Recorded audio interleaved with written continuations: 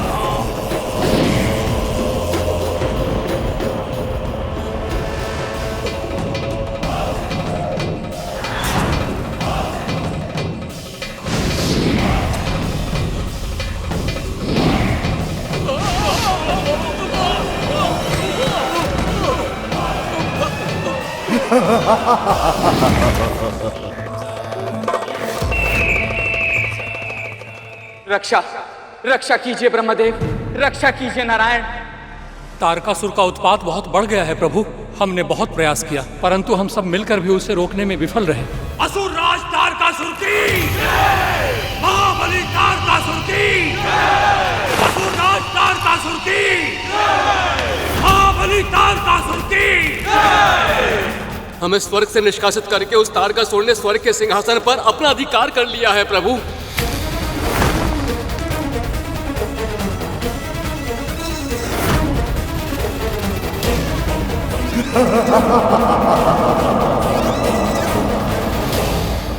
ब्रह्मदेव, आपने उसे ऐसा वरदान दिया है जिससे वो लगभग अमर हो चुका है और अब हम देवता भी उससे युद्ध करने में असमर्थ हो चुके हैं। धैर्य रखिए देवराज, आप असमर्थ हो सकते हैं किंतु काल नहीं। काल कभी भी किसी से भी पराजित नहीं होता। वो तारकासुर अवश्य ही उस सर्वशक्तिमान के समक्ष अवश्य हारेगा। उचित समय आने पर महादेव शिव शंकर का पुत्र जन्म लेगा।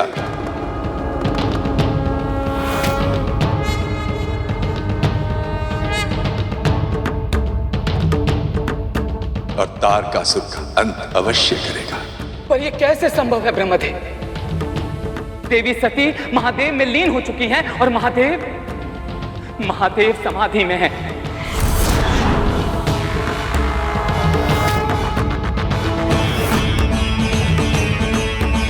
ऐसे में कौन उन्हें सक्रिय करेगा? किसमें सामर्थ्य है कि उनके हृदय की कोमल भावनाओं को फिर से जागृत कर पाए? आदि शक्ति सर्वसमर्थ है देवराज।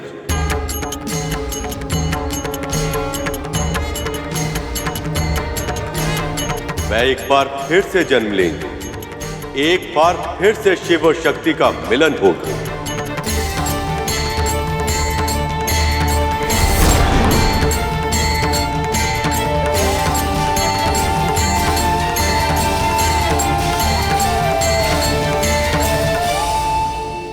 पहाड़ों के राजा हिमवंत और उनकी पत्नी महारानी मैना की पुत्री के रूप में श्री माता फिर से प्रकट होंगी। उचित अवस्था प्राप्त करने पर वह महादेव से विवाह करेंगे।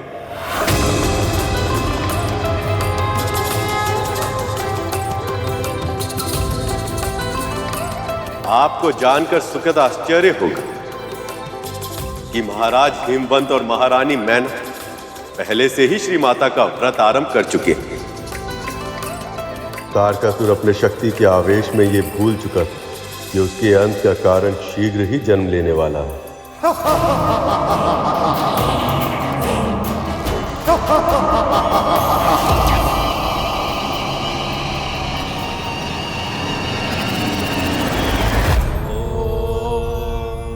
श्री मात्रे नमः। ओम श्री मात्रे नमः।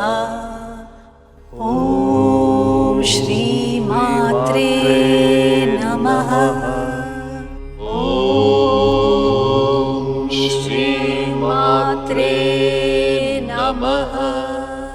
महारानी मैना और महाराज हिमवंत दोनों आदि शक्ति की पूजा करते थे। हर माह के दोनों अष्टमी का व्रत रखते थे और नवमी में सुहागन स्त्री की पूजा करके उन्हें सुहाग और श्रृंगार की वस्तुएं दान करते थे। इसे सुवासिनी पूजा कहा जाता है और जो भी दंपत्ति इस पूजा को पूरे मनोयोग से करती है उनके घर कन्या रूप में श्री माता आदि लक्ष्मी स्वयं जन्म लेती। एक और दोनों महाराज और महारानी ये महान व्रत पूरे विधि विधान के साथ कर रहे थे, पर उसी समय दूसरी ओर तारकासुर का आतंक बढ़ता जा रहा था।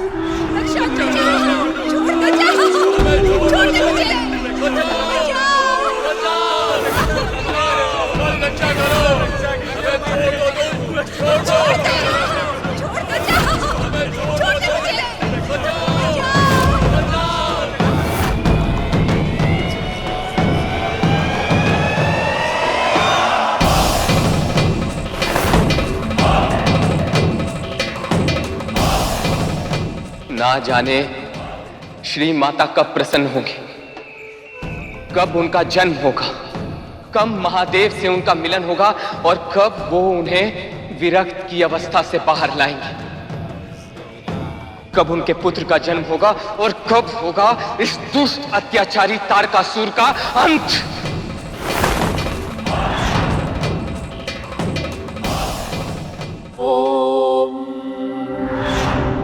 श्री मात्रे नमः। ओम श्री मात्रे नमः। ओम श्री मात्रे नमः।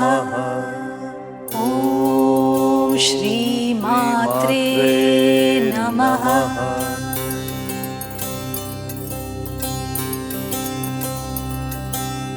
बड़े प्रयत्न और भक्ति के बाद मां आदिशक्ति ने मैना देवी और महाराज हिमवंत को दर्शन दिया।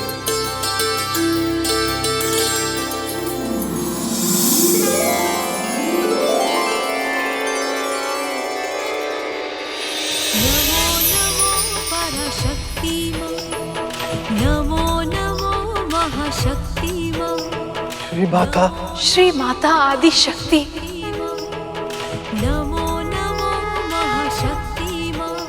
मैं आपके व्रत और भक्ति से प्रसन्न हूँ। कहिए, क्या वर पाना चाहते हैं आप? श्री माता, हमें संतान की इच्छा है, पर मैं आपसे 4 विनती करना चाहती हूँ। मेरी पहली विनती ये है कि मुझे ऐसी पुत्री चाहिए जिसमें तीनों लोकों के संचालन की शक्ति हो। मेरी दूसरी विनती ये है कि मेरी पुत्री त्रिशक्तियों में सर्वोपरि हो। अपनी तीसरी विनती के रूप में श्री माता, मैं चाहती हूँ कि मेरी पुत्री ही महादेव शिव शंकर की पत्नी बने।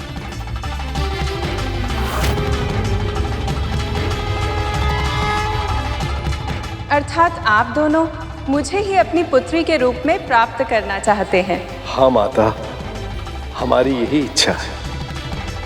और चौथी विनती वो क्या है देवी? श्री माता, हम चाहते हैं कि हमारी पुत्री के जन्म से पहले हमारे 100 पुत्र जन्म ले,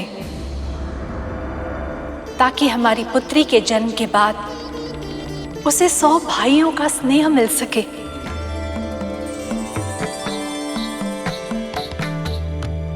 यदि मैं आपको 100 पुत्रों के गुणों के बराबर एक पुत्र प्रदान करूं, ताकि शीघ्र ही आपके घर में पुत्री के रूप में जन्म ले सकूं, तो क्या आपको स्वीकार होगा? ये तो हमारा सौभाग्य होगा माता। मेरे भाई का नाम मैनाक होगा। जब भविष्य में हनुमान लंका जाने के लिए समुद्र लांघेंगे, तो मैनाक पर ही कुछ क्षण के लिए विश्राम करेंगे। मैनाक के बाद मेरा जन्म होगा और मेरे जन्म के बाद आपको 99 पुत्रों की प्राप्ति होगी। सभी अश्वान होंगे और 10 दिशाओं में आपके वंश की कीर्ति का प्रसार करेंगे।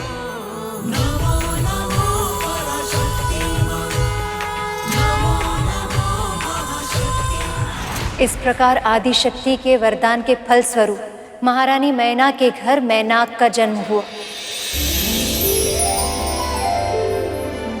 और फिर शीघ्र ही आदिशक्ति के जन्म का समय भी आ गया।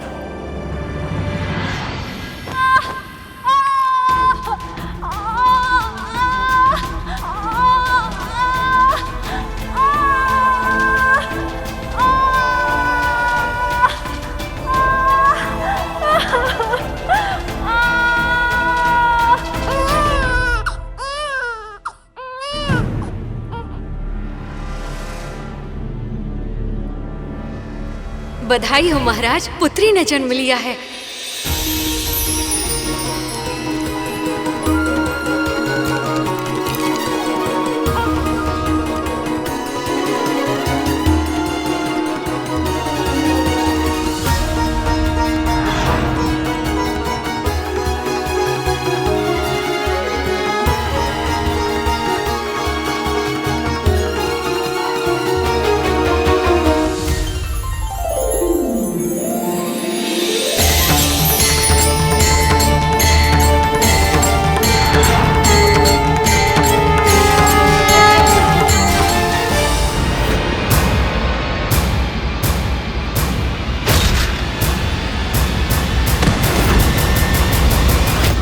चैत्र माह की शुक्ल पक्ष की नवमी तिथि को मध्य रात्रि में मृगशिरा नक्षत्र में श्री माता का जन्म हुआ।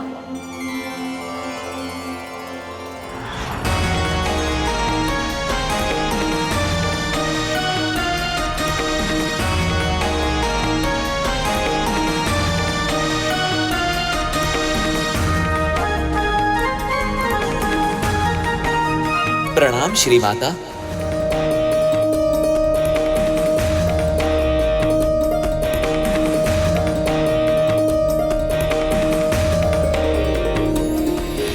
आपकी पुत्री श्याम वर्ण की है, इसलिए इन्हें काली के नाम से पुकारा जाएगा।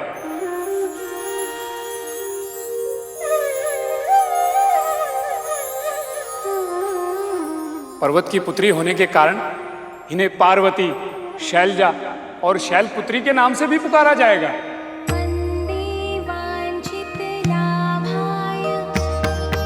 बड़ी होकर एक निश्चित आयु प्राप्त करने के पश्चात जग पिता महादेव शिव शंकर की अर्धांगिनी बनेंगी।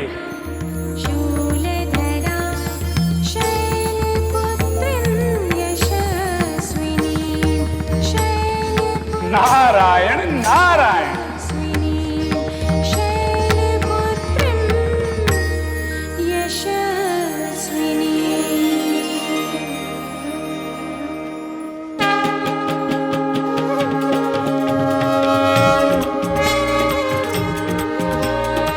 मैं धन्य हो गया श्री माता, धन्य हो गया। माँ शैलपुत्री की जय, माँ शैलपुत्री की जय, माँ शैलपुत्री की जय, शैलपुत्री की जय, शैलपुत्री की जय। महाराज हिमवंत और महारानी मैना ने पुत्री के जन्म के लिए बहुत अधिक प्रार्थना की थी और इसीलिए उन्हें माँ ललिता के अवतार के माता पिता बनने का सौभाग्य प्राप्त हुआ। और सत्य तो ये है कि जब किसी साधारण दंपत्ति को भी कन्या रत्न की प्राप्ति होती है तो उसमें भी श्री माता का अंश होता है।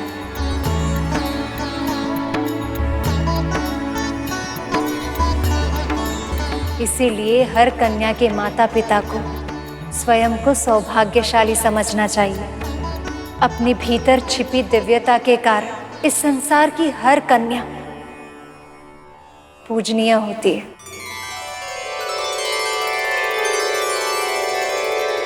जो प्राणी किसी कन्या का पालन पोषण प्रेम से करता तो उसके सभी वंशजों को कई वर्षों तक अधिक से अधिक आशीर्वाद प्राप्त होता है।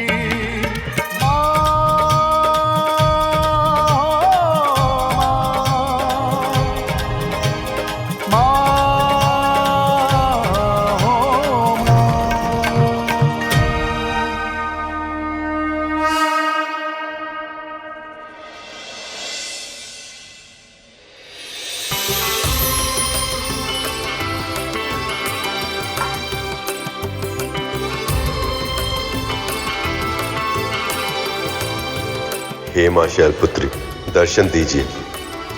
दर्शन दीजिए माँ। हे माँ शैलपुत्री, मुझे दर्शन देकर मुझे आशीर्वाद दीजिए माँ कि मैं शीघ्र ही अपने प्रभु का वाहन बनकर उनकी सेवा कर पाऊँ।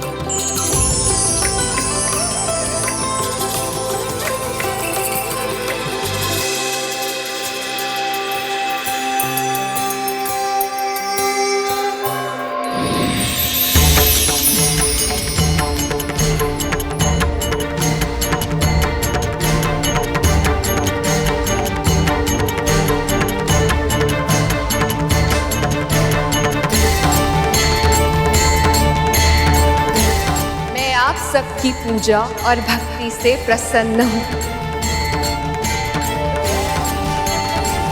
सुपर्ण, तुमने मेरे इस व्रत का पालन किया। निसंदेह तुम्हारा ये लक्ष्य पवित्र है, पर तुम इसमें सफल होकर अपनी नियति को प्राप्त कर पाओगे या नहीं, ये तुम्हारी इच्छा शक्ति पर निर्भर करेगा। किसी भी कार्य को आरंभ करना सरल होता है पुत्र, परंतु उसे निरंतर करते रह पाना कठिन।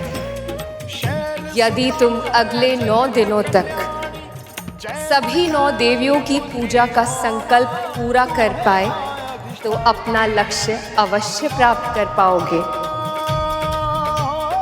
ये मेरा आशीर्वाद है।